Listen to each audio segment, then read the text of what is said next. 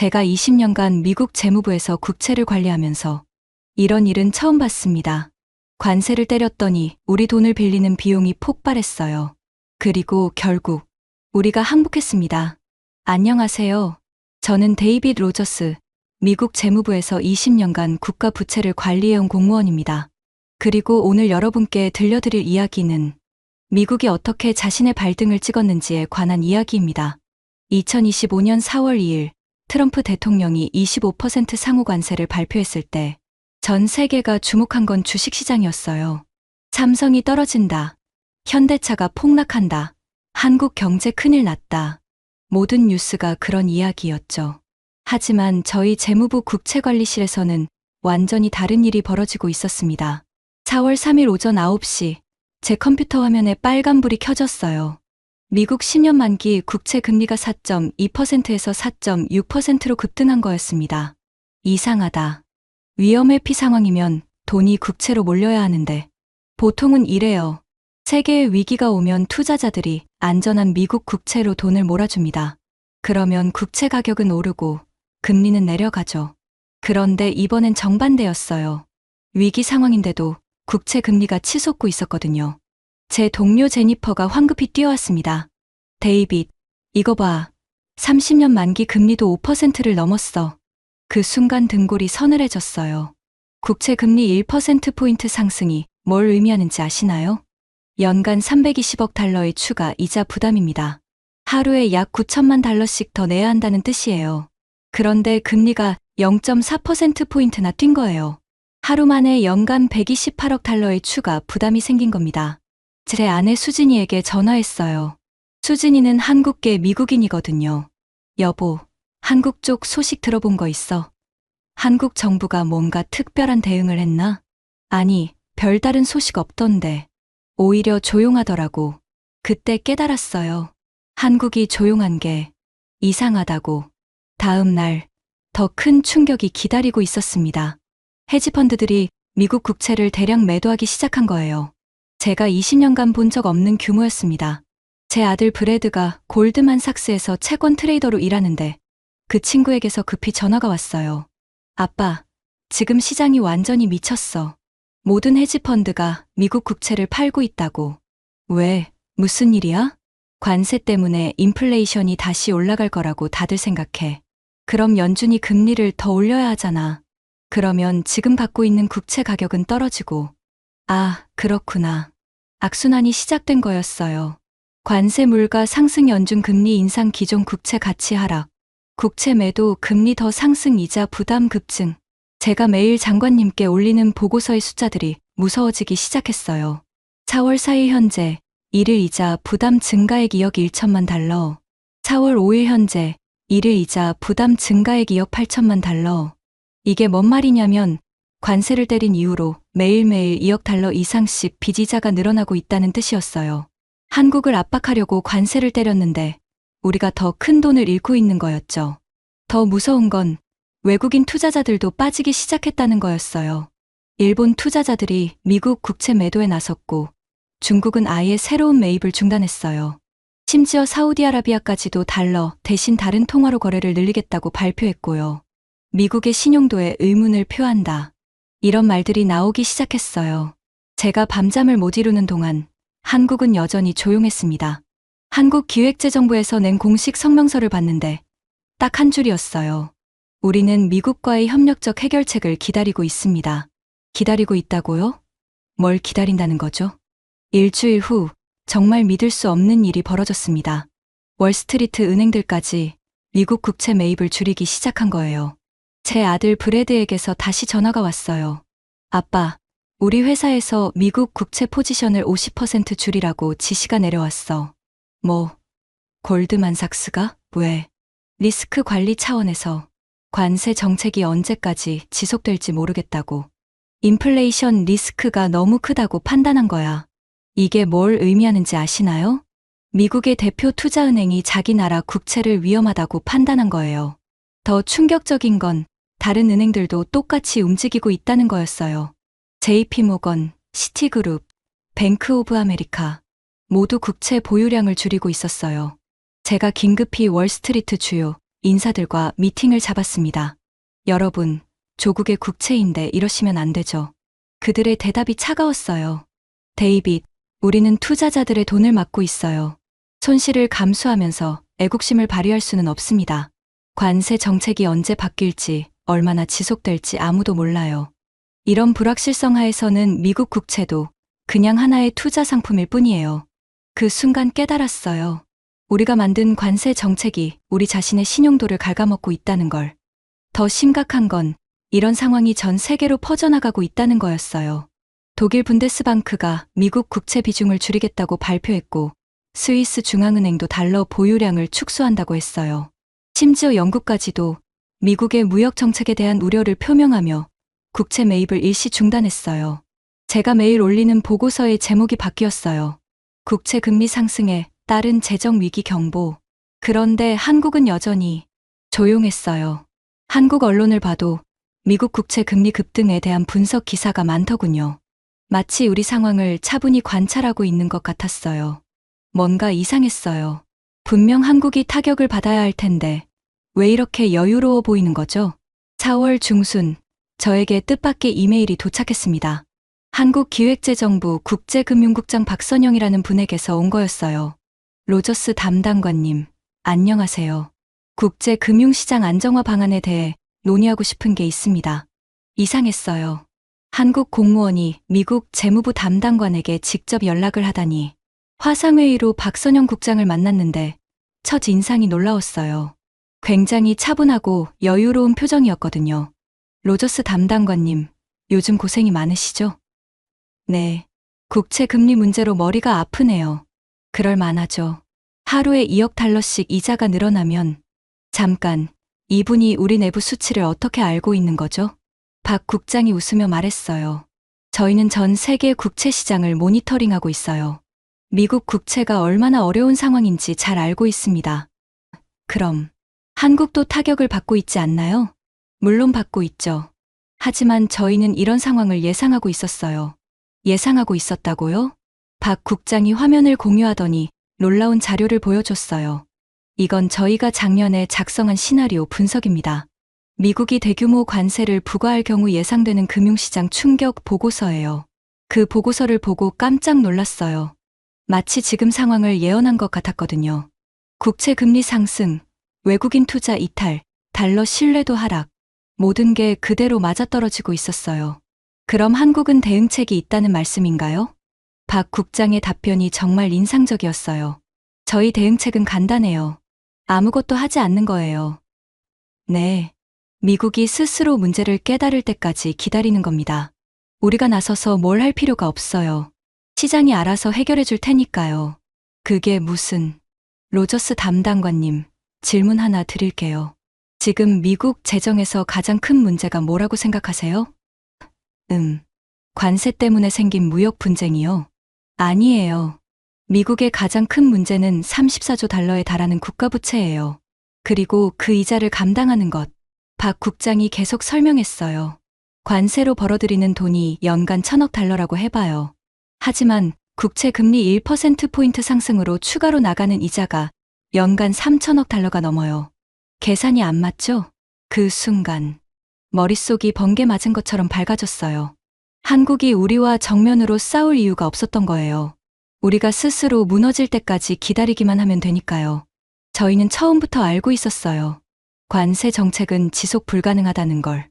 미국의 재정 구조상 절대로 버틸 수 없어요. 박 국장이 마지막으로 이런 말을 했어요.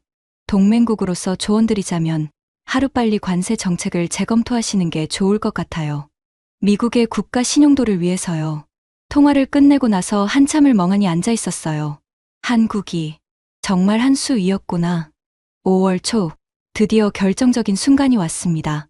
미국 10년 만기 국채 금리가 5%를 넘어섰어요. 이건 15년 만에 최고치였습니다. 더 심각한 건 이 상황이 실물 경제로 전이되기 시작했다는 거예요. 주택담보대출 금리가 8%를 넘어가면서 부동산 시장이 얼어붙었고 기업들의 회사채 발행 비용도 급등했어요. 그날 오후 백악관에서 긴급 경제회의가 소집됐습니다. 재무장관님께서 저를 불러주셨어요. 데이빗, 현재 상황을 브리핑해줘. 현재 국채 금리 상승으로 인한 추가, 이자, 부담이 연간 700억 달러에 달합니다. 이는 관세로 벌어들이는 수입의 3배가 넘는 수치입니다. 회의실이 조용해졌어요. 국가경제위원장이 물었습니다. 그럼 관세를 유지하는 게 오히려 손해라는 말인가? 네, 맞습니다. 게다가 이 추세가 계속되면 내년 예산 편성 자체가 불가능할 수도 있습니다. 그때 트럼프 대통령이 화상으로 연결됐어요.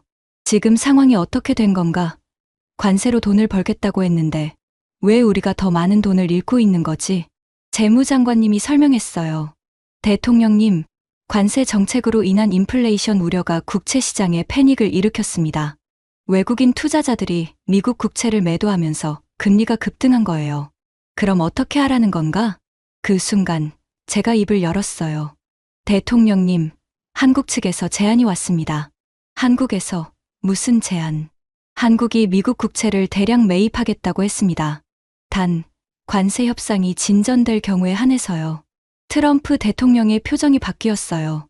한국이 우리 국채를 사겠다고? 네.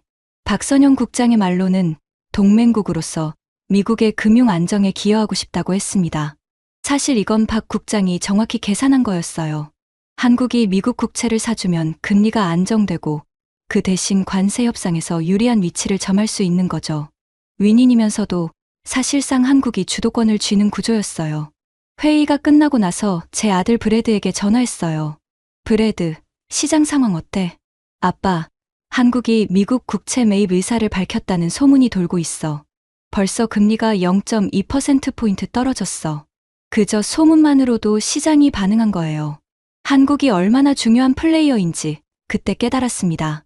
7월 초 상황이 절박해졌습니다. 8월 1일 관세 발효까지 한 달도 안 남은 시점에서 국채 금리는 계속 상승하고 있었어요. 그날 저녁 박선영 국장에게서 전화가 왔어요. 로저스 담당관님, 요즘 정말 고생이 많으시겠어요. 박 국장님, 솔직히 한계에 다다른 것 같아요. 그럴 만하죠. 매일 이자 부담이 늘어나니까요. 박 국장님은 정말 처음부터 이렇게 될 걸 아셨나요? 박 국장이 차분하게 답했어요. 알았다기보다는 예상하고 있었어요. 미국의 재정 구조를 보면 관세 정책은 지속하기 어려워요. 하지만 저희가 그걸 직접 말씀드릴 수는 없었죠. 왜요? 미국이 스스로 깨달아야 의미가 있으니까요. 남이 말해서 바뀌는 정책은 금방 또 바뀔 수 있어요. 정말 깊이 생각한 전략이었어요. 그럼 지금도 기다리고 계신 건가요? 네. 저희는 시간이 우리 편이라는 걸 알고 있어요. 시간이 한국 편이다? 네. 미국은 매일 이자를 내야 하지만 저희는 그냥 기다리기만 하면 되니까요. 8월 1일이 가까워질수록 미국이 더 힘들어지는 구조예요. 한국은 직접적인 대립을 피하면서도 미국의 약점을 정확히 파악하고 있었던 거예요. 시간이 흐를수록 우리가 더 불리해지는 구조라는 걸요. 7월 말 드디어 백악관에서 움직임이 있었어요. 트럼프 대통령이 협상 가능성이 있다고 발언했고 한국 측에서는 건설적 대화를 환영한다는 입장을 냈어요. 하지만 구체적인 합의는 아직 없었어요. 8월 1일까지 일주일밖에 안 남은 상황에서 말이죠. 제 아들 브래드가 전화했어요. 아빠, 시장에서는 막판 극적 타결을 예상하고 있어. 하지만 확실하지 않으니까 금리 변동성이 엄청나. 변동성. 그게 바로 우리를 괴롭히는 거였어요. 확실한 건 아무것도 없었지만 한 가지는 분명했어요. 이번 일로 한국의 금융시장 이해도가 우리보다 훨씬 높다는 걸 확실히 깨달았다는 거예요. 그리고 앞으로는 한국을 단순한 동맹국이 아니라 금융 파트너로 봐야 한다는 것도요. 지금 이 순간에도 상황은 계속 진행되고 있어요. 8월 1일까지 며칠 안 남았지만 아직 명확한 결론은 나지 않았습니다. 하지만 이미 제게는 큰 교훈이 됐어요. 진짜 강한 나라는 군사력이 센 나라가 아니라 상대방의 약점을 정확히 파악하고 기다릴 줄 아는 나라라는 걸 깨달았거든요. 한국은 미사일 한 발 쏘지 않고 군함 한 척 보내지 않고도 미국을 이 지경까지 몰아넣었어요. 오직 침묵과 시간만으로요. 제 아내 수진이가 이런 말을 했어요. 여보, 한국 사람들 정말 대단한 것 같아. 화도 안 내고 조용히 기다렸는데 미국이 먼저 힘들어하고 있잖아. 맞아. 우리는 감정적으로 접근했는데 한국은 완전히 수학적으로 접근했어. 지금 저는 새로운 보고서를 쓰고 있어요. 제목은 한국에게서 배운 재정 정책의 교훈입니다. 그리고 이번에는 혼자 쓰지 않아요. 박선영 국장과 공동으로 작성하고 있거든요. 미국과 한국의 금융협력 강화 방안이라는 부제로요. 적이 아니라 진짜 파트너가 되는 게 훨씬 낫다는 걸 깨달았으니까요. 지난주 박 국장과 화상회의를 했을 때 이런 질문을 했어요. 박 국장님, 한 가지만 궁금한데 8월 1일이 되면 정말 어떻게 될까요? 박 국장이 차분하게 답했어요. 그건 미국이 결정할 문제예요. 저희는 그냥 기다릴 뿐이고요. 하지만 미국 입장에서는 너무 어려운 선택 아닌가요? 어려운 선택일수록 더 신중하게 해야죠. 잘못된 결정은 나중에 더 큰 대가를 치르게 되니까요. 그 말을 듣고 깨달았어요. 한국이 우리보다 뛰어난 게 아니라 우리가 너무 성급했던 거라는 걸. 미국이 세계 최강이라고 해서 경제 법칙까지 무시할 수 있는 건 아니었던 거죠. 이제 저희 재무부에서는 주요 정책 결정 전에 항상 장기적 재정 영향을 먼저 검토해요. 왜냐하면 이번 일로 단기적 성과에만 집중하면 더 큰 손실을 볼 수 있다는 걸 배웠거든요. 이번 일의 진짜 승자가 누구인지는 아직 모르겠어요. 하지만 확실한 건 앞으로는 서로 배우면서 함께 가야 한다는 거예요. 한국의 인내와 미국의 시장, 이 둘이 합쳐지면 정말 강력한 시너지가 날 것 같거든요. 그리고 무엇보다 중요한 건 진짜 동맹이라는 건 서로의 약점을 공격하는 게 아니라 서로의 강점을 인정하는 거라는 걸 배웠어요. 한국이 보여준 건 바로 그런 지혜였습니다. 8월 1일이 지나면 어떤 결과가 나올지 모르겠지만 이미 우리는 많은 것을 배웠어요. 그리고 그게 어쩌면 가장 중요한 성과일지도 모르겠습니다. 이 이야기는 실제 미국 국채시장 동향과 현재 진행 중인 한미 관세 협상 과정. 제 이름은 크리스 앤더슨입니다. 47살, 실리콘밸리에서 20년간 사용자 경험 디자인을 해온 사람이죠. 애플에서 7년, 구글에서 6년, 그리고 지금은 독립 컨설턴트로 테크 기업들의 제품 디자인을 총괄하고 있습니다. 솔직히 말하면 저는 완전한 애플 신도였어요. 집 안을 둘러보시면 아이폰, 아이패드, 맥북, 애플워치까지 온통 애플 제품뿐입니다. 심지어 커피 테이블 위에 놓인 에어팟까지도요. 친구들은 농담 반 진담 반으로 제게 애플교 신자라고 부를 정도였습니다. 이런 제 모습이 고집스러워 보일 수도 있지만 나름의 철학이 있었어요. 스티브 잡스가 추구했던 단순함 속의 완벽함이야말로 진정한 혁신이라고 굳게 믿고 있었거든요. 매끄러운 알루미늄 표면, 직관적인 인터페이스, 그리고 생태계 전체가 하나로 연결되는 그 완성도 말입니다. 특히 제가 사용자 경험 디자인 강의를 할 때마다 강조하는 것이 있었어요. 혁신은 복잡함에서 나오는 게 아니라 본질을 꿰뚫는 단순함에서 나온다는 것이었죠. 그리고 그런 철학을 가장 완벽하게 구현한 제품이 바로 아이폰이라고 생각했습니다. 실제로 제 경력에도 큰 도움이 되었어요. 클라이언트들과 미팅을 할 때마다 아이폰을 꺼내 들고 이것이 바로 완벽한 사용자 경험의 기준점입니다 라고 말하곤 했거든요. 그럴 때마다 상대방들은 고개를 끄덕이며 제 말에 동의했습니다. 하지만 지난해 말부터 조금씩 이상한 일들이 벌어지기 시작했어요. 제 클라이언트 중 한 명이었던 스타트업 창업자가 갑자기 갤럭시를 들고 나타난 거였죠. 처음엔 단순히 개인 취향의 문제라고 생각했습니다. 사람마다 선호하는 브랜드가 다를 수 있으니까요. 그런데 그 친구가 하는 말이 좀 신경 쓰이더라고요. 크리스, 요즘 한국 폰들 정말 많이 발전했어. 특히 멀티태스킹 기능은 정말 혁신적이야 라고 하는 거였어요. 저는 그냥 웃으며 넘어갔지만 마음 한편으론 의아했습니다. 혁신이라니 애플만큼 혁신적인 회사가 또 있을까 싶어서요. 그 후로도 비슷한 일들이 몇 번 더 있었어요. 카페에서 우연히 만난 디자이너 동료도 대학 시절 친구도 모두 삼성 갤럭시를 쓰고 있더라고요. 심지어 그들 중 일부는 예전에 저만큼이나 열렬한 애플 팬이었던 사람들이었어요. 도대체 뭐가 그렇게 좋은 거야? 속으로 이런 의문이 들기 시작했지만 여전히 제 확신은 흔들리지 않았어요. 아마도 마케팅에 현혹된 것이거나 아니면 단순히 새로운 것에 대한 호기심 때문일 거라고 생각했거든요. 진정한 디자인의 완성도를 따지자면 여전히 애플이 최고라는 믿음에는 변함이 없었습니다. 그런데 올해 초 제 인생을 완전히 바꿔놓을 만한 기회가 찾아왔어요. 삼성전자에서 글로벌 사용자 경험 컨설팅 프로젝트를 의뢰한 거였죠. 처음엔 거절하려고 했습니다. 애플의 경쟁사와 일하는 것이 좀 찜찜했거든요. 하지만 제의받은 조건이 너무 좋았어요. 무엇보다 실리콘밸리 관점에서 본 솔직한 피드백을 원한다는 그들의 말이 제 호기심을 자극했습니다. 그래서 결국 한국행 비행기에 몸을 맡기게 되었죠. 비행기 안에서도 여전히 제 아이폰을 만지작거리며 생각했어요. 한국 가서 뭔가 배울 게 있긴 할까?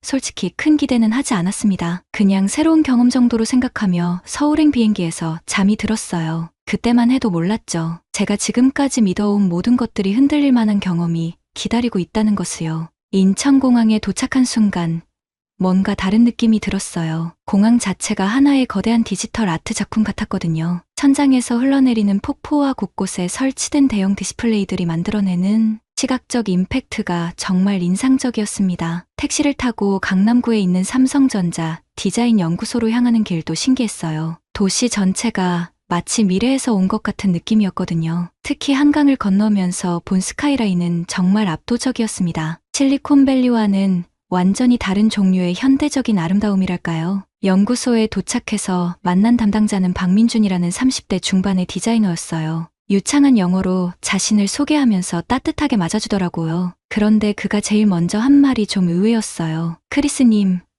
혹시 애플 제품만 쓰고 계시죠? 괜찮습니다. 저희도 아이폰의 디자인 철학을 정말 존경하거든요. 정직하고 솔직한 태도가 마음에 들었어요. 적어도 이 사람은 자신들의 제품이 최고라고 우기지는 않는구나 싶었죠. 오히려 경쟁사의 장점을 인정하는 모습에서 프로다운 면모를 느꼈습니다. 회의실로 안내받아 앉으니 테이블 위에 여러 종류의 갤럭시 폰들이 놓여 있었어요. 가장 눈에 띄는 건 S25 울트라였습니다. 크기도 크고 뭔가 묵직해 보이더라고요. 솔직히 첫인상은 역시 안드로이드 폰답게 복잡해 보이는 군이었어요. 그런데 박민준 씨가 제게 S25H라는 모델을 건네주면서 한 말이 제 예상을 완전히 빗나갔어요. 이 모델의 두께가 얼마나 될 것 같으세요? 손에 쥐어보니 정말 놀라웠어요. 아이폰보다도 훨씬 얇더라고요. 박민준 씨의 설명에 따르면 두께가 겨우 6mm도 안 된다는 거였어요. 티타늄 프레임을 사용해서 가벼우면서도 견고하다고 하더군요. 어떻게 이렇게 얇게 만들 수 있었죠? 제가 무짜그는 미소를 지으며 답했어요. 1년 넘게 설계를 다시 했어요. 배터리부터 메인보드까지 모든 부품의 배치를 처음부터 재설계했죠. 실제로 만져보니 정말 신기했어요. 얇으면서도 손에 쥐는 느낌이 묵직하고 안정적이었거든요. 애플도 아이폰을 점점 얇게 만들어왔지만 이 정도 수준은 아니었어요. 그 다음에 S25 울트라를 만져볼 차례였습니다. 크기는 확실히 큰 편이었지만 화면을 켜는 순간 제 눈이 휘둥그레졌어요. 밝기가 정말 엄청나더라고요. 회의실 조명이 꽤 밝았는데도 화면이 선명하게 보였습니다. 디스플레이 밝기가 어느 정도인가요? 1200 니트 정도 됩니다. 야외에서도 선명하게 보실 수 있어요. 박민준 씨가 실제로 창가로 가서 직사광선 아래에서 보여주니 정말 놀라웠어요. 아이폰은 햇빛 아래에서 화면이 잘 안 보여서 손으로 가려가며 봐야 할 때가 많았는데 이 폰은 전혀 그럴 필요가 없었거든요. 그리고 펜으로 화면에 그림을 그려보라고 하더라고요. S펜이라는 건데 정말 신기했어요. 마치 종이 위에 펜으로 그리는 것처럼 자연스러웠습니다. 지연 시간도 거의 없고 압력 감지도 정말 정교하더라고요. 이거 디자이너들이 정말 좋아할 것 같은데요? 네. 실제로 많은 디자이너분들이 스케치용으로 쓰고 계세요. 그러면서 갤러리에 저장된 작품들을 몇 개 보여줬는데 정말 놀라웠어요. 프로 디자이너들이 그린 것 같은 수준 높은 작품들이 폰에서 그려진 거였어요. 가장 충격적이었던 건 멀티태스킹 기능이었습니다. 화면을 둘로 나누어서 한쪽에는 동영상을 보면서 다른 쪽에는 메모를 할 수 있더라고요. 심지어 작은 창으로 또 다른 앱을 띄울 수도 있었습니다. 이거 정말 실용적이네요. 실제로 써보니 업무 효율성이 확실히 높아질 것 같았어요. 아이폰에서는 앱을 계속 전환해가며 써야 하는데 이렇게 여러 앱을 동시에 쓸 수 있으니까 훨씬 편했거든요. 박민준 씨는 제 반응을 보면서 조심스럽게 물어봤어요. 어떠세요? 예상과 좀 다르셨나요? 솔직히 말하면 정말 많이 달랐어요. 제가 생각했던 복잡하고 어려운 안드로이드 폰 내 이미지와는 완전히 달랐거든요. 오히려 사용법이 직관적이고 기능도 실용적이었어요. 하지만 여전히 마음 한편에는 의구심이 있었어요. 겉으로 보기에는 좋아 보이지만 실제 성능은 어떨까 하는 생각이었죠. 특히 제가 중요하게 생각하는 그래픽 성능이나 전체적인 시스템 안정성 같은 부분 말이에요. 실제 성능 테스트도 해볼 수 있을까요? 제 질문에 박민준 씨는 환하게 웃으며 고개를 끄덕였어요. 그리고 다음날 더 자세한 체험을 해볼 수 있도록 일정을 잡아주겠다고 했습니다. 호텔로 돌아가는 길에 계속 생각이 났어요. 분명히 인상적이긴 했지만 이것만으로 20년간 쌓아온 제 신념이 바뀔 수는 없었거든요. 아마도 내일 성능 테스트를 해보면 역시 아이폰이 더 우수하다는 걸 확인할 수 있을 거라고 생각했어요. 하지만 이상하게도 그날 밤 잠이 잘 오지 않았습니다. 다음날 아침 삼성전자 연구소에 다시 도착했을 때 제 마음은 묘하게 설렜어요. 어젯밤 내내 생각해봤는데 솔직히 어제 본 것들이 꽤 인상적이었거든요. 하지만 동시에 제 안에 또 다른 목소리는 계속 말하고 있었죠. 겉모습만 번지르르 하고 실제 성능은 별로일 거야 라고요. 박민준 씨가 오늘은 성능 테스트 전문가인 김현우 팀장을 소개해주겠다고 했어요. 30대 후반으로 보이는 김 팀장은 차분하면서도 자신감이 넘치는 분위기였습니다. 크리스님, 어떤 부분이 가장 궁금하세요? 김 팀장이 친근하게 물어보더라고요. 저는 주저없이 대답했어요. 그래픽 성능이요. 제가 디자인 작업을 많이 하다 보니까 화면 처리 속도가 정말 중요하거든요. 그러자 김 팀장이 아이폰과 갤럭시를 나란히 놓고 벤치마크 앱을 실행했어요. 3D 마크라는 프로그램이었는데 복잡한 그래픽을 실시간으로 렌더링하면서 성능을 측정하는 거더라고요. 테스트가 시작되자 두 폰 모두 화려한 그래픽이 돌아가기 시작했어요. 처음에는 비슷해 보였는데 시간이 지날수록 차이가 나기 시작하더라고요. 갤럭시 화면의 움직임이 훨씬 부드럽고 자연스러웠어요. 결과가 나왔을 때 저는 눈을 의심했습니다. 갤럭시가 아이폰보다 훨씬 높은 점수를 기록한 거예요. 그것도 압도적인 차이로요. 이게 맞나요? 제가 놀라서 물어보자 김 팀장이 웃으며 설명해 주더라고요. 스냅드래곤 8 엘리트 칩의 그래픽 처리 능력이 정말 뛰어나요. 특히 게임이나 그래픽 작업할 때 차이가 많이 나죠. 실제로 포토샵 모바일 버전으로 같은 작업을 해보니 정말 차이가 컸어요. 레이어를 여러 개 겹쳐서 복잡한 편집을 할 때 갤럭시는 끊김없이 부드럽게 처리되는데 아이폰은 가끔 버벅거리더라고요. 하지만 제가 완전히 포기하지는 않았어요. 영상 편집 테스트를 요청했거든요. 이 부분만큼은 애플이 전통적으로 강점을 보여왔던 영역이었으니까요. 김 팀장이 프리미어 러시 앱을 열고 같은 4K 영상 파일을 렌더링해보자고 했어요. 이때만큼은 자신 있었어요. 아이폰의 A18 프로 칩은 영상 처리에 특화되어 있다고 알려져 있었거든요. 결과는 예상대로였어요. 아이폰이 갤럭시보다 2배 이상 빨랐습니다. 21초 대 52초 정도의 차이였죠. 역시 영상 편집은 아이폰이 낫네요. 제가 만족스럽게 말하자 김 팀장이 고개를 끄덕였어요. 맞습니다.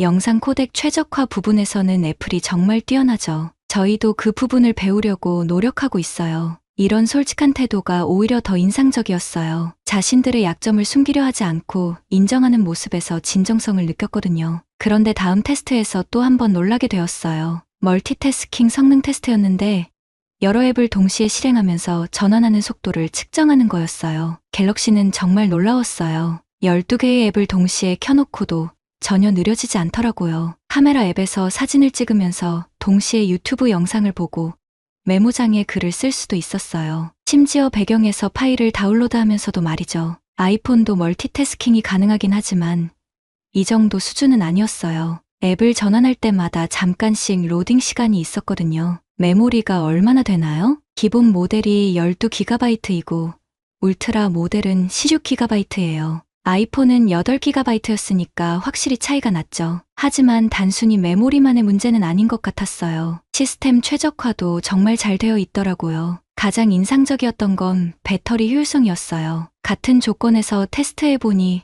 갤럭시가 훨씬 오래 버텼어요. 특히 5G 네트워크를 사용할 때 차이가 더 크더라고요. 이게 어떻게 가능하죠? 스냅드래곤 칩의 전력 효율성이 좋아졌어요. 그리고 디스플레이도 적응형 주사율을 써서 필요할 때만 높은 주사율로 동작하거든요. 점심시간이 되어서 박민준 씨와 함께 근처 식당에 갔어요. 한식을 처음 제대로 먹어보는 거였는데 김치찌개가 정말 맛있더라고요. 그런데 식사하면서 나눈 대화가 더 인상적이었어요. 크리스님, 어떠세요? 예상과 많이 다르시죠? 박민준 씨가 조심스럽게 물어보더라고요. 저는 솔직하게 대답했어요. 정말 놀랐어요. 특히 그래픽 성능은 완전히 예상 밖이었거든요. 사실 저희도 몇 년 전까지는 애플을 따라가기 바빴어요. 하지만 이제는 저희만의 방향을 찾은 것 같아요. 그의 말에서 자신감과 동시에 겸손함을 느꼈어요. 오만하지 않으면서도 자신들의 성취를 인정하는 태도였죠. 오후에는 실제 사용자들의 후기를 들어볼 기회도 있었어요. 다양한 직업을 가진 사람들이 갤럭시를 어떻게 사용하고 있는지 영상으로 보여주더라고요. 건축가, 사진작가, 영상 편집자, 심지어 의사까지도 업무에 갤럭시를 활용하고 있었어요. 특히 한 건축가의 인터뷰가 기억에 남았어요. S펜으로 현장에서 바로 도면을 수정하고 클라이언트와 실시간으로 공유한다는 내용이었죠. 정말 실용적이라는 생각이 들었어요. 연구소를 나서면서 제 머릿속은 정말 복잡했어요. 20년간 확신해왔던 것들이 하루 만에 흔들리기 시작한 거예요. 물론 아이폰도 여전히 뛰어난 제품이었지만 갤럭시도 충분히 경쟁력 있는 제품이라는 걸 인정하지 않을 수 없었거든요. 호텔로 돌아가는 택시 안에서 계속 생각했어요. 내가 너무 편견을 가지고 있었나? 하지만 동시에 또 다른 목소리가 속삭이더라고요. 아직 진짜 테스트는 해보지 않았잖아. 그날 밤 저는 중요한 결정을 내렸어요. 갤럭시 S25 울트라를 며칠간 직접 써보기로 한 거였죠. 갤럭시 S25 울트라를 받아든 순간부터 묘한 기분이 들었어요. 마치 평생 타온 차에서 내려 완전히 다른 차에 올라타는 것 같은 느낌이었거든요. 무게감부터 달랐어요. 아이폰보다 확실히 무겁고 크더라고요. 첫날은 정말 힘들었어요. 20년간 손에 익은 아이폰의 조작법과는 완전히 달랐거든요. 뒤로 가기 버튼의 위치도 다르고 설정 메뉴도 찾기 어려웠어요. 심지어 전화를 걸 때도 헤맸습니다. 이래서 사람들이 익숙한 걸 고집하는구나. 속으로 중얼거리면서도 포기하지 않았어요. 전문가로서 최소한 일주일은 써봐야 제대로 된 평가를 할 수 있다고 생각했거든요. 둘째 날부터는 조금씩 익숙해지기 시작했어요. 특히 S펜 기능이 정말 신기했어요. 회의 중에 메모를 할 때 종이 위에 펜으로 쓰는 것과 거의 비슷한 느낌이었거든요. 압력 감지도 정교해서 3개 누르면 진하게,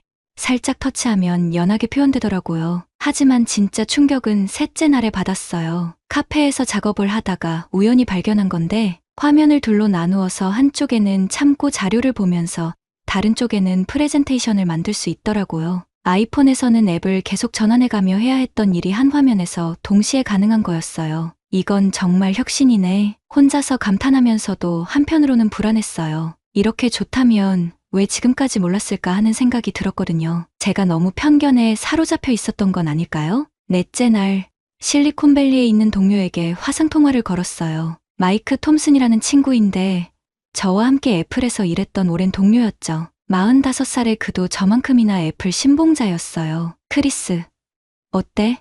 한국은 재미있어? 그가 반갑게 인사하더라고요. 저는 조심스럽게 갤럭시 이야기를 꺼내봤어요. 마이크, 혹시 갤럭시 폰 써본 적 있어? 갤럭시? 왜 갑자기? 설마 너 안드로이드로 갈아타려고? 그의 목소리에서 놀라움과 함께 약간의 실망감이 느껴졌어요. 마치 제가 배신을 하는 것처럼 받아들이는 것 같았거든요. 아니야. 그냥 업무 때문에 써보고 있어. 그런데 생각보다 괜찮더라고. 크리스, 너 혹시 지쳤어?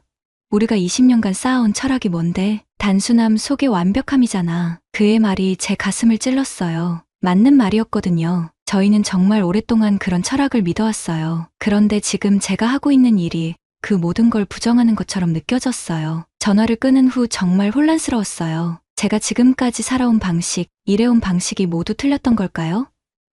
아니면 단순히 호기심에 현혹된 것일까요? 다섯째 날, 가장 큰 충격을 받았어요. 더버지라는 유명한 테크 매체에서 갤럭시 S25 울트라 리뷰를 올린 거예요. 10점 만점에 8점이라는 높은 점수였죠. 특히 화면과 카메라, S펜 기능을 극찬하더라고요. 2025년 최고의 맥시멀리스트 폰, 이런 표현까지 써가면서 말이에요. 더 놀라운 건 댓글들이었어요. 많은 아이폰 사용자들이 갤럭시로 갈아탈 생각이라고 하더라고요. 그날 밤 호텔방에서 갤럭시로 작업을 해봤어요. 포토샵으로 간단한 로고 디자인을 하는 건데 정말 놀라웠어요. S펜으로 직접 그릴 수 있으니까 마우스로 작업하는 것보다 훨씬 자연스럽더라고요. 특히 세밀한 부분을 수정할 때는 정말 편했어요. 하지만 영상 편집을 할 때는 역시 아쉬움이 있었어요. 4K 영상을 렌더링할 때 아이폰보다 시간이 더 오래 걸렸거든요. 이 부분만큼은 여전히 애플이 앞서 있다는 걸 느꼈어요. 여섯째 날,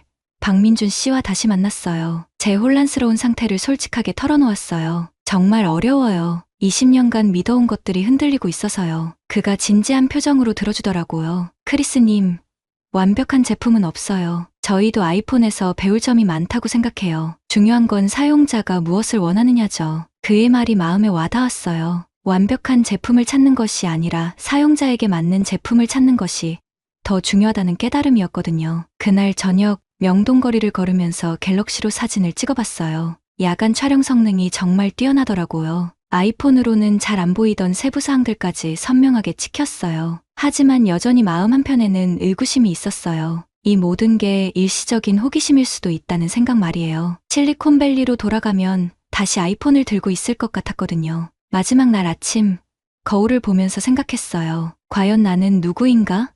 20년간 쌓아온 전문가로서의 정체성이 흔들리고 있었어요. 애플만이 최고라고 믿어왔는데 이제 그 믿음에 균열이 생긴 거예요. 공항으로 가는 길에 박민준 씨가 마지막으로 한 말이 계속 맴돌았어요. 크리스님, 변화를 두려워하지 마세요. 진정한 전문가는 편견 없이 모든 걸 받아들일 수 있는 사람이에요. 비행기에 몸을 맡기면서도 제 머릿속은 여전히 복잡했어요. 과연 실리콘밸리로 돌아가서 어떤 선택을 하게 될까요? 실리콘밸리로 돌아온 첫날, 제 책상 위에는 여전히 아이폰과 맥북이 놓여 있었어요. 하지만 이상하게도 예전처럼 친숙하게 느껴지지 않더라고요. 마치 오랜 친구를 만났는데 어색한 기분이랄까요. 동료들은 제가 돌아온 걸 반갑게 맞아줬어요. 특히 마이크가 먼저 다가와서 물어봤어요. 어때?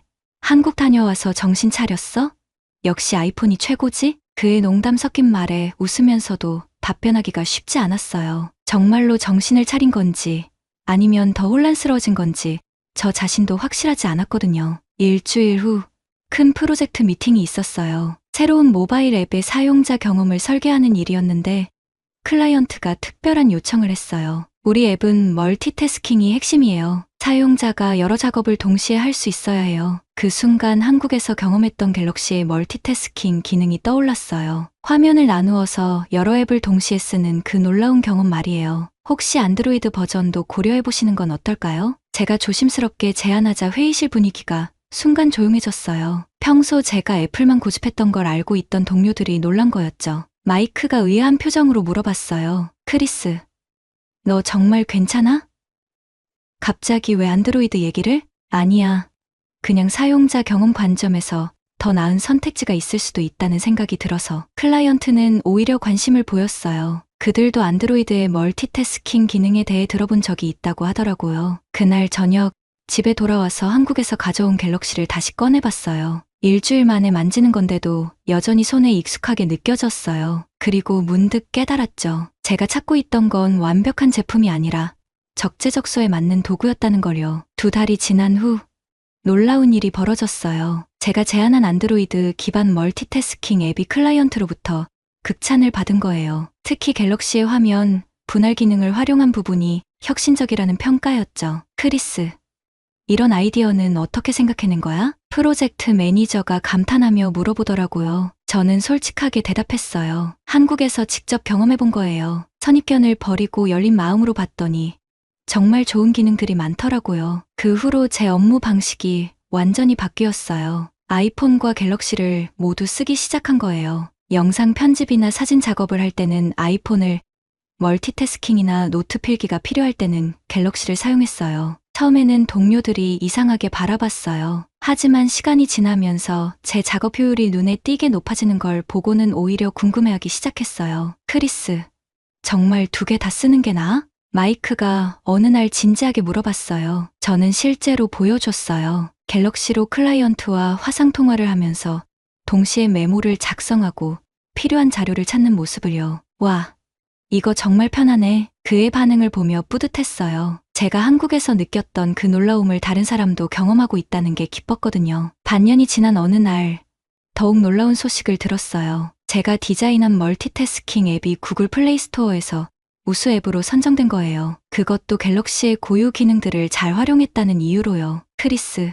축하해. 정말 대단한 성과야. 회사 동료들이 축하해줬지만 저는 복잡한 기분이었어요. 이 모든 성공의 시작은 한국에서의 경험이었거든요. 제가 편견을 버리고 열린 마음으로 받아들였기 때문에 가능한 일이었어요. 1년 후 삼성전자에서 연락이 왔어요. 글로벌 사용자 경험 총괄 자리를 제안하는 거였어요. 처음에는 망설였어요. 실리콘밸리를 떠나 한국에서 일한다는 게 쉬운 결정은 아니었거든요. 하지만 그동안의 경험을 되돌아보니 답은 명확했어요. 제가 진정으로 원하는 건 브랜드가 아니라 사용자를 위한 혁신이었어요. 그리고 그런 혁신을 만들어갈 수 있는 곳이 바로 한국이라는 확신이 들었어요. 마지막 출근 날 동료들이 작별 파티를 열어줬어요. 마이크가 마지막에 제게 말했어요. 크리스, 너 정말 많이 변했어. 예전보다 훨씬 열린 사람이 된 것 같아. 고마워. 마이크, 나도 그렇게 생각해. 그리고 덧붙였어요. 때로는 우리가 믿는 진리보다 더 큰 진리가 있을 수 있어. 중요한 건 그걸 받아들일 용기지. 지금 저는 다시 한국에 와 있어요. 서울의 한강이 보이는 사무실에서 새로운 프로젝트를 시작했죠. 제 책상 위에는 아이폰과 갤럭시가 나란히 놓여 있어요. 이제 저에게 어느 폰이 더 좋아요? 라고 물어보는 사람들에게 이렇게 대답해요. 사용자가 무엇을 원하느냐에 따라 다르죠. 중요한 건 편견 없이 각각의 장점을 인정하는 거예요. 20년간 고집했던 신념을 바꾸는 게 쉽지는 않았어요. 하지만 그 변화 덕분에 더 나은 디자이너, 더 나은 사람이 될 수 있었죠. 한국에서 배운 가장 소중한 교훈은 기술이 아니라 열린 마음의 힘이. 여러분, 제 이름은 조슈아입니다. 우간다 북부 아웰의 마을에서 태어나 자란 31세 청년이죠. 오늘 여러분께 들려드릴 이야기는 제 마을에 벌어진 일본의 만행에 관한 이야기입니다. 구독과 좋아요 버튼을 눌러주시고 우간다 작은 마을이 어떻게 세계 최고의 정수 기술을 만나게 되었는지 함께 들어보세요.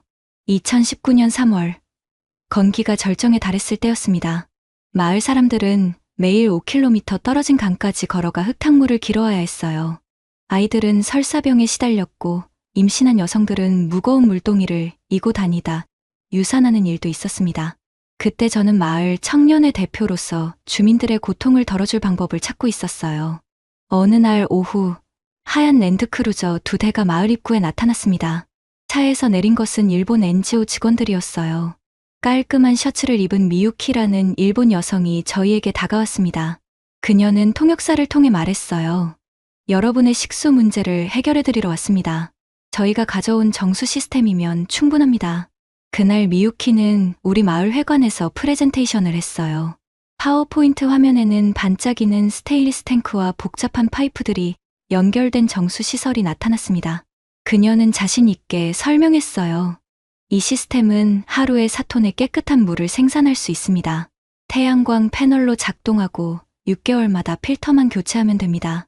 설치 후 6개월간 저희가 관리해드리고 그 이후에는 여러분이 완전히 자립할 수 있을 겁니다. 마을 사람들의 눈이 반짝였어요. 할머니들은 박수를 치며 기뻐했고 아이들은 신기한 듯 화면을 바라봤습니다. 저 역시 가슴이 뛰었어요. 드디어 우리 마을에도 깨끗한 물이 생기는구나. 하지만 지금 생각해보면 그때 우리는 중요한 질문을 하지 못했어요. 정말로 6개월 후에 우리가 스스로 관리할 수 있을까? 고장이 나면 어떻게 해야 할까? 그런 의문들은 일본 팀의 확신에 참 모습 앞에서 사라져버렸습니다. 설치 과정은 정말 인상적이었어요. 일본 기술자들이 가져온 장비들은 모두 최신식이었습니다. 스테인리스 스틸로 만든 정수 탱크, 정밀한 필터 시스템, 자동화된 펌프까지 마치 우리 마을의 작은 공장이 들어선 것 같았어요. 2주 만에 설치가 완료되었습니다.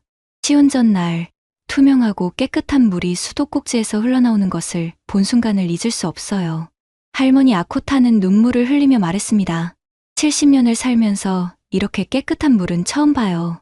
미유키는 우리에게 간단한 사용법을 알려줬어요. 매일 염소 타블렛을 넣고 일주일에 한 번 탱크를 청소하는 것. 별로 어렵지 않아 보였습니다. 그녀는 떠나기 전에 마지막으로 말했어요. 6개월 후면 여러분이 완전히 독립적으로 관리할 수 있을 겁니다. 필터는 일본에서 주문하시면 되고요. 그 말을 들으며 저는 가슴이 벅찼어요. 우리 마을이 드디어 현대적인 시설을 갖게 된 거예요. 아이들이 더 이상 더러운 물 때문에 아프지 않을 거라는 생각에 잠도 제대로 오지 않았습니다. 하지만 그때 저는 몰랐어요. 진짜 이야기는 지금부터 시작이라는 것을. 6개월은 정말 빨리 지나갔어요. 마을 사람들은 매일 깨끗한 물을 마시며 행복해했습니다. 아이들의 설사병은 현저히 줄어들었고 여성들은 더 이상 먼 강까지 물을 기르러 가지 않아도 되었어요. 그런데 문제는 그 다음부터였습니다. 어느 날 아침 평소처럼 수도꼭지를 틀었는데 물이 나오지 않았어요. 펌프에서 이상한 소리가 나더니 완전히 멈춰버린 거예요. 저는 당황해서 미유키가 남겨준 매뉴얼을 뒤적였지만 모든 설명이 영어와 일본어로 되어 있었습니다. 가까스로 영어를 읽을 줄 아는 마을 교사의 도움을 받아 문제를 찾아보려 했어요. 하지만 매뉴얼은 너무 복잡했습니다. 전기 회로도, 부품 번호, 기술 용어들로 가득했어요. 설상가상으로 고장 부위에 접근하려면 특수 공구가 필요했는데 그런 도구는 마을 어디에도 없었습니다. 저는 미유키가 남겨준 연락처로 전화를 걸어봤어요. 하지만 번호는 더 이상 사용되지 않았습니다. 이메일을 보내도 답장이 오지 않았어요. 마치 그들이 지구상에서 사라진 것 같았습니다. 마을 사람들이 하나둘씩 제게 찾아왔어요. 조슈아, 언제쯤 물이 다시 나올까요? 저는 대답할 수 없었어요. 어떻게 해야 할지 몰랐거든요. 2주가 지나자 상황은 더욱 심각해졌습니다. 사람들은 다시 강으로 물을 기르러 가기 시작했어요. 깨끗한 물에 익숙해진 아이들은 흙탕물을 마시기 싫어했고 다시 설사병이 돌기 시작했습니다. 더 큰 문제는 필터 교체였어요. 6개월이 되자 필터가 막히기 시작했거든요. 미유키는 분명히 일본에서 주문하면 된다고 했는데 필터 하나 가격이 $500였어요. 우리 마을 전체 월 수입이 $300 정도인데 어떻게 그런 돈을 마련할 수 있겠어요? 결국 마을 회의를 열었습니다. 사람들의 얼굴은 실망과 분노로 가득했어요. 어떤 분은 이렇게 말씀하셨습니다. 차라리 처음부터 없었으면 이런 허탈감도 없었을 텐데. 가장 마음 아팠던 건 아코타 할머니의 말이었어요. 손자가 다시 배탈이 났어. 깨끗한 물을 맛본 뒤라 더 속상해. 저는 그때 깨달았어요. 우리가 받은 건 정수 시스템이 아니라 또 다른 의존성이었다는 것을. 일본 기술자들 없이는 아무것도 할 수 없는 시스템이었어요. 마을 사람들과 함께 시스템을 분해해보려 했지만 복잡한 전자 부품들과 정밀한 필터 구조 앞에서 우리는 무력했습니다. 하나의 부품이라도 잘못 건드리면 전체 시스템이 망가질 것 같았어요. 그렇게 3개월이 더 지났습니다. 비싼 정수시설은 마을 한복판에서 거대한 고철 덩어리가 되어 있었어요. 아이들은 그 앞에서 놀고 새들은 파이프 위에 앉아 쉬었습니다. 하지만 더 놀라운 사실을 알게 된 건 그 다음이었어요. 인근 다른 마을들도 비슷한 상황이라는 거예요. 같은 일본 NGO가 설치한 정수시설들이 하나둘씩 고장나고 있었는데 3년이 지난 지금 제대로 작동하는 곳은 37%밖에 되지 않는다고 하더라고요. 연간 유지비만 해도 $1,200에서 $2,000가 든다는 얘기를 들었을 때는 정말 충격이었어요. 그 돈이면 우리 마을 아이들을 1년 동안 학교에 보낼 수 있는 금액이었거든요. 그때 저는 절망했어요. 우리 마을의 미래가, 아이들의 건강이 이대로 끝나는 건가 싶었습니다. 하지만 희망은 예상치 못한 곳에서 찾아왔어요. 바로 그때였습니다. 한국에서 온 팀이 우리 마을을 찾아온다는 소식을 들었거든요. 2020년 2월, 똑같이 하얀 차량 2대가 우리 마을에 도착했어요. 하지만 이번에는 분위기가 달랐습니다. 차에서 내린 사람들은 더 캐주얼한 복장을 하고 있었고 카메라나 기록 장비보다는 작업용 가방을 더 많이 들고 있었어요. 김지윤이라는 한국 여성이 팀을 이끌고 있었습니다. 그녀는 완벽하지는 않지만 몇 마디 스와힐리어로 인사를 건넸어요. 그 모습만으로도 사람들의 마음이 조금씩 열렸습니다. 솔직히 처음에는 기대하지 않았어요. 또 다른 외국인들이 와서 화려한 약속을 하고 떠날 거라고 생각했거든요. 하지만 김지윤의 첫 마디가 달랐습니다. 먼저 이전 시설이 왜 고장났는지 함께 살펴볼까요? 우리는 여러분과 6개월이 아니라 최소 3년은 함께할 예정입니다. 그녀는 고장난 일본 정수시설 앞에 쪼그려 앉아 하나하나 살펴보기 시작했어요. 마을 사람들도 하나둘씩 모여들었습니다. 김지윤은 복잡한 전기 부품을 가리키며 말했어요. 이 시스템의 문제는 너무 정교하다는 거예요. 고장이 나면 전문가가 아니면 고칠 수 없어요. 하지만 우리가 가져온 시스템은 다릅니다. 그때 트럭에서 내려온 장비를 보고 저는 놀랐어요. 일본 시스템에 비해 훨씬 단순해 보였거든요. 큰 콘크리트 탱크, 간단한 필터, 그리고 수동으로도 작동할 수 있는 펌프 시스템이었습니다. 이게 정말 하루에 15톤 이상 처리할 수 있나요? 일본 시스템은 4톤이었는데 제가 의구심을 표현하자 김지윤이 웃으며 대답했어요. 성능이 좋다고 해서 복잡할 필요는 없어요. 중력과 자연 여과를 이용한 방식이에요. 가장 중요한 건 여러분이 직접 관리할 수 있다는 점입니다. 한국팀의 접근법은 처음부터 달랐어요.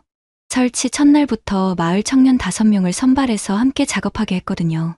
저도 그 중 한 명이었고요. 김지윤은 매 단계마다 설명해 줬어요.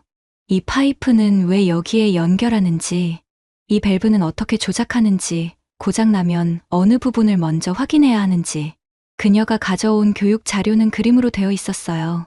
복잡한 기술 용어 대신 간단한 그림과 현지어 설명이 있었습니다. 더 놀라운 건 모든 부품을 마을에서 구할 수 있는 재료로 교체할 수 있다는 점이었어요. 이 필터는 현지에서 구할 수 있는 모래와 자갈로 만들 수 있어요. 펌프가 고장나면 캄팔라에서 파는 일반 부품으로 수리 가능하고요. 2주간의 설치 과정은 하나의 교육 과정이었어요. 우리는 단순히 구경하는 게 아니라 직접 손으로 만지고 조립하고 분해해봤습니다. 실수하면 김지윤이 웃으며 다시 가르쳐 줬어요. 실수해도 괜찮아요. 실수하면서 배우는 게 가장 확실한 방법이거든요. 시운전 날이 왔을 때 물이 나오는 걸 본 순간 사람들이 박수를 쳤어요. 하지만 이번에는 감정이 달랐습니다.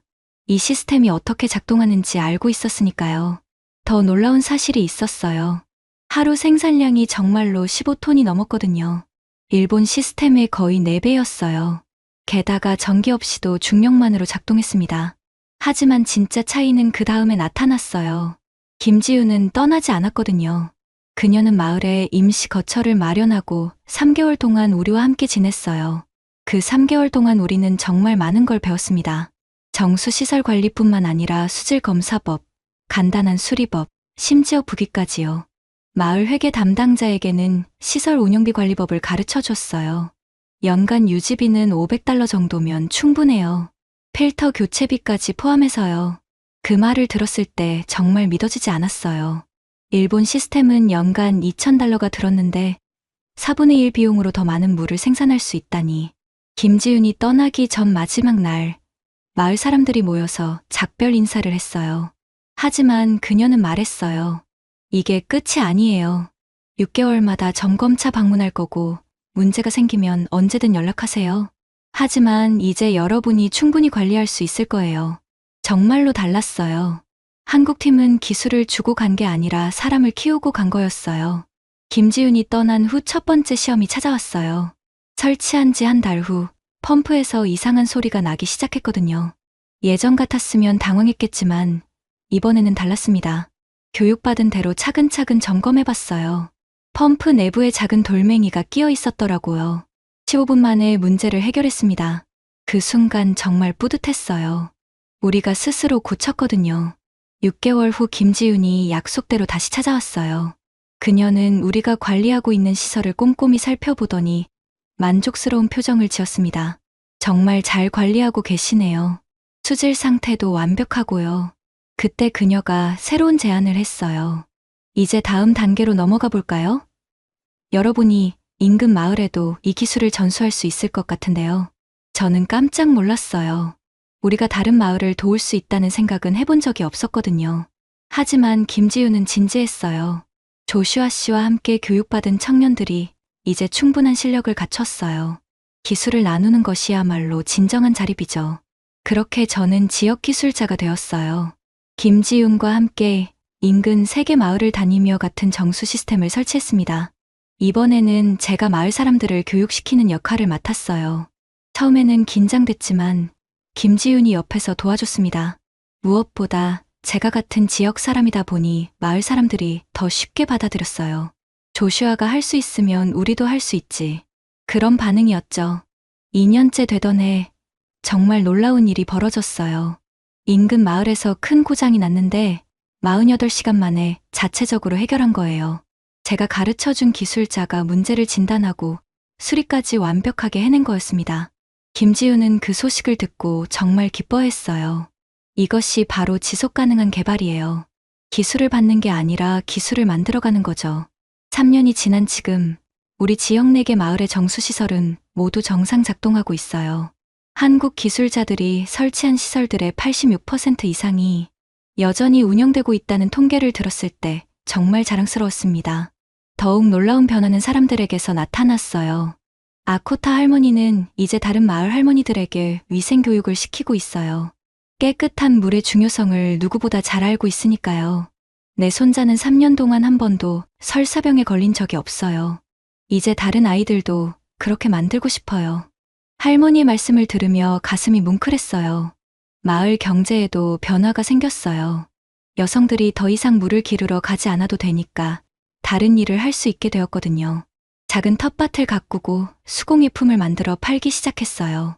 아이들의 변화는 더욱 놀라웠어요. 깨끗한 물을 마시니까 건강해졌고 학교 출석률도 크게 높아졌습니다. 물을 기르러 가는 시간에 공부를 할 수 있게 되었거든요. 무엇보다 사람들의 마음가짐이 바뀌었어요. 예전에는 외부 도움에만 의존했다면 이제는 스스로 문제를 해결하려고 노력해요. 정수시설뿐만 아니라 다른 문제들도 마찬가지였습니다. 김지우는 6개월마다 정기 방문을 계속하고 있어요. 하지만 이제는 점검보다는 친구를 만나러 오는 느낌이에요. 시설 관리는 우리가 완벽하게 해내고 있으니까요. 작년에 그녀가 가져온 통계 자료를 보고 정말 놀랐어요. 우리 마을 아이들의 수인성 질병 발생률이 설치 전보다 85% 감소했다는 거예요. 성인들의 건강 상태도 크게 개선되었고요. 경제적 효과도 컸어요. 병원비, 약값, 물 구매비 등을 합치면 마을 전체가 연간 4,200달러를 절약하고 있었어요. 시설 유지비 500달러를 빼도 엄청난 이익이었습니다. 하지만 가장 큰 변화는 자신감이었어요. 우리가 할 수 있다는 믿음 말이에요.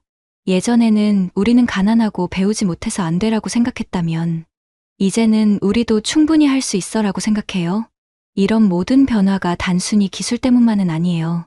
함께 하려는 마음, 가르치려는 진심, 그리고 우리를 믿어준 신뢰 때문이었죠. 오늘 아침 저는 평소처럼 정수시설 점검을 하러 갔어요. 맑고 깨끗한 물이 힘차게 흘러나오는 걸 보며 3년 전을 떠올렸습니다. 그때와 지금 우리 마을은 완전히 다른 곳이 되었어요. 가장 큰 변화는 아이들이에요.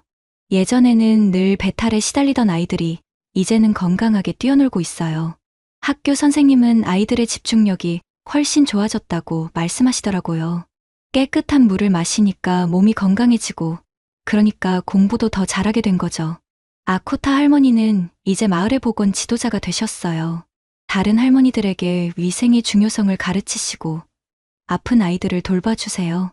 할머니가 항상 하시는 말씀이 있어요. 한국 사람들은 우리에게 물만 준 게 아니야. 우리 스스로 살아갈 힘을 주었어. 정말 그래요. 일본 팀이 주고 간 건 기계였어요. 하지만 한국 팀이 남긴 건 사람이었어요. 기술을 아는 사람, 문제를 해결할 수 있는 사람, 다른 사람을 도울 수 있는 사람 말이에요. 지난주에는 정말 기쁜 일이 있었어요. 제가 기술을 전수한 인근 마을에서 연락이 왔는데 그들이 또 다른 마을을 도와주고 있다는 거예요. 기술이 물결처럼 퍼져나가고 있는 거죠. 조슈아, 우리도 이제 누군가를 도울 수 있게 되었어요. 그 말을 들었을 때 정말 가슴이 벅찼어요. 도움을 받던 사람이 이제는 도움을 주는 사람이 된 거예요. 경제적 변화도 놀라워요. 여성들이 물을 기르러 가는 시간에 다른 일을 할 수 있게 되면서 마을 수입이 30% 증가했어요. 작은 가게도 생겼고 수공예 협동조합도 만들어졌습니다. 하지만 가장 큰 변화는 마음가짐이에요. 예전에는 우리는 가난해서 아무것도 할 수 없어라고 생각했다면 이제는 우리도 충분히 할 수 있어라고 생각해요. 자신감이 생긴 거죠. 작년에 김지윤이 마지막 정기 방문을 했을 때 했던 말이 잊혀지지 않아요. 이제 정말로 졸업이네요. 여러분이 스스로 모든 걸 해내고 있어요. 그때 마을 사람들이 준비한 작은 선물이 있었어요. 우리가 직접 만든 태극기였어요. 헝겊에 그려서 만든 거였지만 정성이 가득 담겨 있었죠. 김지우는 그 태극기를 받고 눈물을 흘렸어요. 이게 바로 진정한 국제협력이에요. 서로가 서로를 도우며 함께 성장하는 거죠. 요즘 저는 새로운 꿈을 갖고 있어요. 우간다 전체에 이런 기술을 퍼뜨리는 거예요. 한국에서 배운 기술과 마음가짐을 더 많은 사람들과 나누고 싶어요. 얼마 전에는 정말 놀라운 소식을 들었어요. 한국 방식으로 설치된 아프리카 정수시설들의 86% 이상이 3년 후에도 정상 작동하고 있다는 거예요. 반면 다른 방식으로 설치된 시설들은 37%만 작동한다고 하더라고요. 이 차이가 뭘까요? 기술의 차이일까요? 저는 그렇게 생각하지 않아요. 가장 큰 차이는 마음이에요. 함께 하려는 마음, 끝까지 책임지려는 마음, 현지 사람들을 믿어주는 마음 말이에요.